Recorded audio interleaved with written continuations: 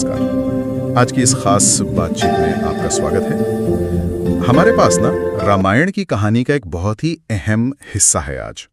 वो वाला मोड़ जब राम को अयोध्या का युवराज मतलब भविष्य का राजा बनाने का फैसला लिया जाता है। हाँ, ये वो वक्त है जब अयोध्या में सब कुछ बहुत अच्छा चल रहा है। बिल्कुल, ये जानकारी जिसे स्रोत में रामायण का एपिसोड 10 कहा गया है, ठीक वहीं से शुरू होती है। राम और सीता का विवाह हो चुका है। राजा दशरथ अपने बेटे बहू का बड़ा शानदार स्वागत करते हैं और महल में तो क्या, पूरे नगर में जश्न का माहौल है, एकदम उत्सव जैसा। तो आज ना हम इसी स्रोत के जरिए ये समझने की कोशिश करेंगे कि भाई वो क्या वजह थी जिनके चलते राम को चुना गया, क्या सोच थी इस फैसले के पीछे, और जब ये ऐलान हुआ तो अयोध्या के लोगों ने मतलब समाज ने कैसे रिएक्ट किया। तो चलिए इसको थोड़ा खोलते हैं, समझते हैं। हाँ, देखते हैं। और स्रोत हमें ये बताता है कि शादी के बाद कुछ वक्त बीता और इस दौरान राम ने अपने बर्ताव से, अपनी समझदारी से और अपने जो आदर्श थे उनसे जैसे सबका मन मोह लिया था। सिर्फ परिवार का नहीं, आम लोगों का भी। और यहीं से ना बात थोड़ी इंटरेस्टिंग हो जाती है। स्रोत इशारा करता है कि ये कोई एक दिन में नहीं हुआ। राम के चरित्र में कुछ खास बातें थीं, कुछ गुण थे जो धीरे धीरे सामने आए। जैसे उनकी मर्यादा, अपने उसूलों पर टिके रहना, क्या सही है क्या गलत, इसकी साफ समझ रखना। और उनकी नीति का मतलब सिर्फ मोरालिटी नहीं, बल्कि राजकाज की समझ, लोगों की जरूरतें पहचानना। तो इन्हीं चीजों ने महाराज दशरथ को ये यकीन दिलाया कि हाँ, अब सही वक्त आ गया है और यही वो सही इंसान है अयोध्या के भविष्य के लिए। अच्छा, तो ये फैसला सिर्फ एक पिता का बेटे के लिए प्यार नहीं था। नहीं। स्रोत भी इस बात पर जोर देता है कि राम के व्यवहार और गुणों ने ही इस फैसले की नींव रखी। ये सिर्फ एक ऐलान नहीं था, ये राम की अब तक की जो जिंदगी थी, उनका जो चरित्र था, उसका एक तरह से सम्मान था। बिल्कुल, ये एक शासक का अपने उत्तराधिकारी में वो जरूरी गुण पहचानना था। और देखिए, स्रोत के हिसाब से दशरथ ने शायद अपने मंत्रियों और सलाहकारों से भी बात की होगी, जैसा कि उस समय होता था। हालांकि स्रोत में इसका डिटेल नहीं है, पर यह साफ है कि ये एक सोचा समझा कदम था। और फिर उन्होंने ये बड़ा फैसला लिया, राम अयोध्या के अगले राजा होंगे। और इस फैसले को लागू करने का तरीका भी देखिए जरा। स्रोत कहता है कि पूरे नगर में बाकायदा डुगडुगी पिटवाकर पब्लिक में अनाउंसमेंट्स हुई। हाँ, ये कोई बंद कमरे का फैसला नहीं था कि बाद में बता दिया, इसे फौरन पब्लिक किया गया। इसका क्या मतलब हो सकता है?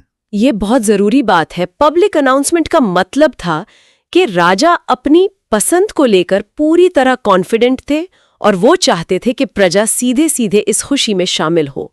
ये एक तरह से ट्रांसपेरेंसी भी दिखाता है।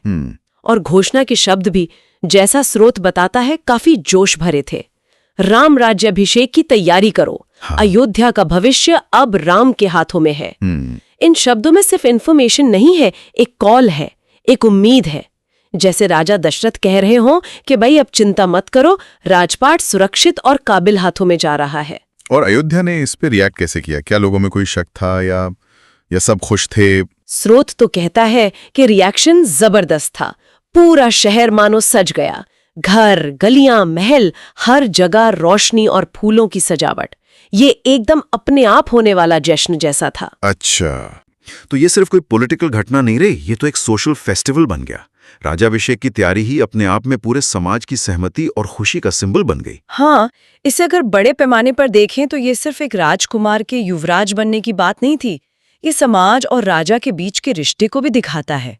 लोगों का इस तरह खुश होना ये दिखाता है कि वो राम को सिर्फ राजकुमार नहीं, अपना होने वाला लीडर मानते थे, जिस पर उन्हें भरोसा था। और कहानी का एक और पहलू जो स्रोत बताता है, वो है राम और सीता का इस घोषणा पर रिएक्शन। हाँ, ये भी जानना जरूरी है। जब उन्हें ये जिम्मेदारी सौंपी गई तो उन्होंने कैसे रिएक्ट किया? कोई उत्साह, कोई घमंड? वाह, स्रोत बताता है कि राम और सीता दोनों ने इस नई जिम्मेदारी को बहुत ही विनम्रता और आदर के साथ स्वीकार किया। उनमें कोई एरोगेंस या सत्ता का नशा नहीं दिखा। ये उनके चरित्र की एक और खूबी दिखाता है। इतनी बड़ी जिम्मेदारी मिलने पर भी हम्बल बने रहना, ये शायद उस समय के आदर्श लीडरशिप का एक पैमाना था। पावर और पद के साथ ये विनम्रता का कॉम्बिनेशन ही उन्हें और खास बनाता है। वाह, मतलब सब कुछ एकदम परफेक्ट चल रहा था।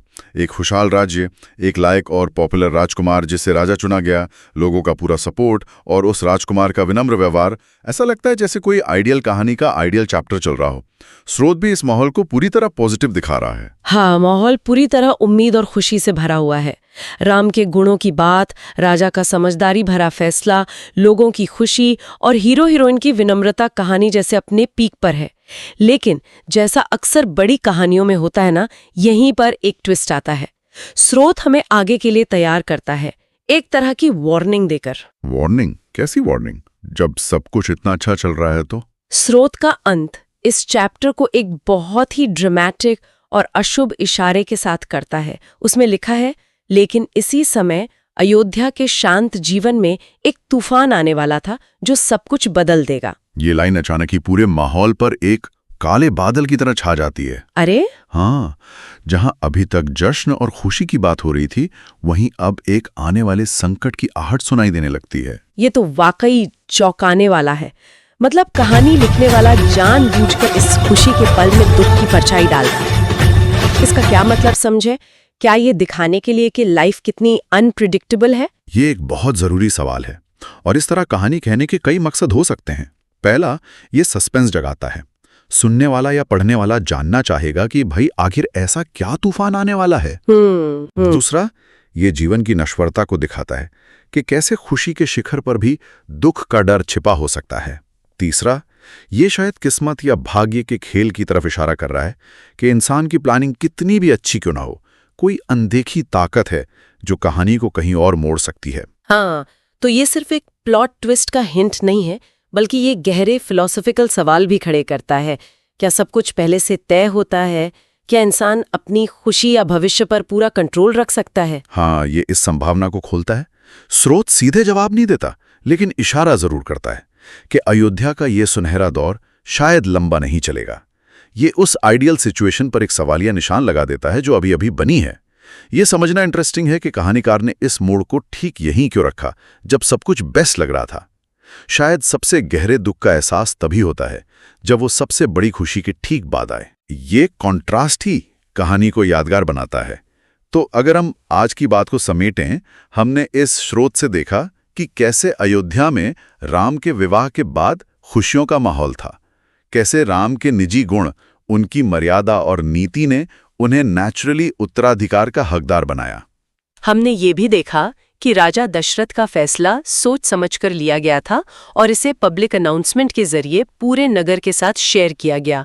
नगर का रिएक्शन जश्न भरा था, जो राम की लोकप्रियता और लोगों की मंजूरी का सबूत है।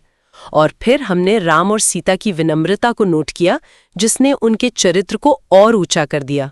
और आखिर में सबसे अहम बात, कैसे कहानी के पीक पर पहुंचते ही स्रोत एक आने वाले संकट का इशारा देता है, एक तूफान का जिक्र करता है जो सब कुछ बदल देगा। ये हमें सोचने पर मजबूर करता है कि आगे क्या होगा। स्रोत का अंत तो और भी साफ कर देता है जब वो कहता है, अगला एपिसोड कैकेयी का वरदान और राम का वनवास। ये सीधे तौर पर बता रहा है कि वो तूफान क्या है। अच्छा, बिल्कुल स्पष्ट। हाँ, ये कंफर्म करता है कि जो खुशी हमने अभी देखी वो टिकने वाली नहीं थी।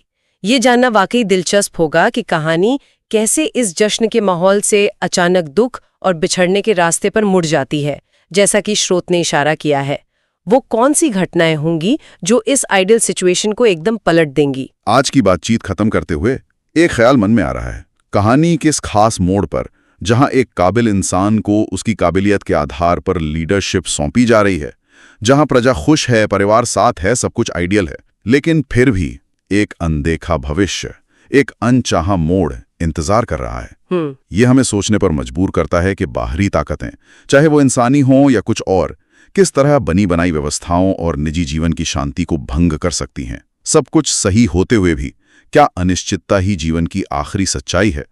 ये एक ऐसा सवाल है जिस पर सोचा जा सकता है।